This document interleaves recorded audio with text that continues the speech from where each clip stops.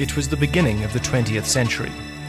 Ox wagons were still trailing across the veldt when a young South African, John Weston, set his sights on conquering the skies. Modern historians like Dave Becker regard him as the foremost pioneer of aviation in Africa. John Weston, I think, was the first real aeronautical engineer in South Africa.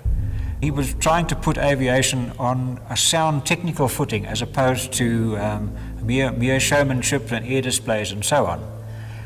In March 1911, he was instrumental in getting the Aeronautical Society of South Africa formed, which is purely a technical and scientific organization to promote and advance aviation. Weston produced possibly the first successful original design aircraft in South Africa. The big problem was to find a suitable engine to power the aircraft, and he couldn't get the aircraft to leave the ground.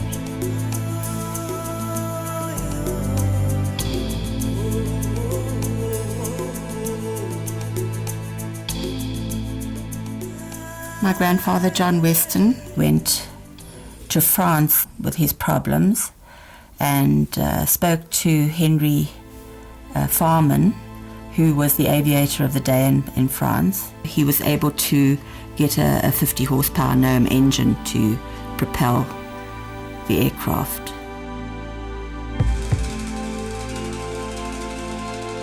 With Henry Farman, he designed an aeroplane which they then called the Weston Farman biplane. There were many modifications to the original design. Among them was the dihedral angle on the lower planes, providing the aircraft with greater stability. But building a plane was the beginning of a bigger dream, to popularize flight in the land of his birth.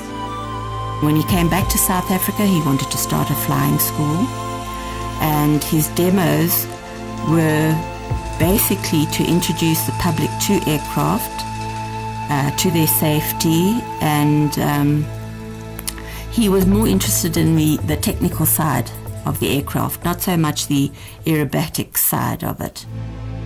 Weston flew exhibition flights in a variety of aircraft. He also predicted a grand future for passenger and cargo flights, when planes were barely getting off the ground. He had a passion for flying, and he had a vision for where aviation should be going in South Africa. And from that, he's widely regarded as the grandfather of aviation in South Africa. He had a vision of creating a school for aviation, and he approached De Beers, the mining company, for the use of land in Kimberley. But unfortunately for him, he didn't win the tender for training the first 10 pilots for the South African Aviation Corps. That went to Cecil Compton Patterson. A problem for John Weston was that he was primarily an engineer and a scientist rather than a communicator. And some of his competitors were perhaps better at showmanship, and they were easily able to impress people. He believed in the sort of dictum that the Wright brothers believed in. He said the most talkative bird is the parrot, and it doesn't fly very much.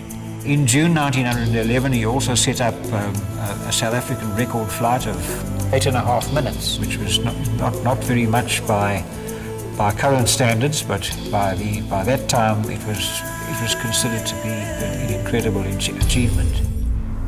John Weston suffered a couple of setbacks with his aircraft. The first incident was when his tent blew down and damaged the aircraft. But worse was still to come when his workshop at his house in Brantford burnt down.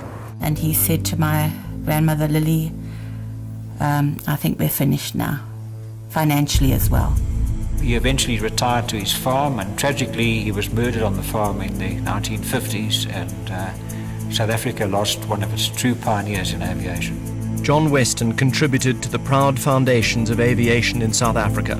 A scientist and a visionary, he will not be forgotten.